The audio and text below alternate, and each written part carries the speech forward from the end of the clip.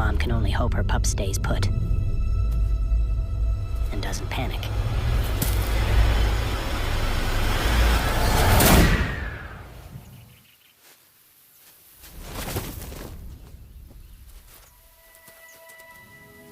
He's made it.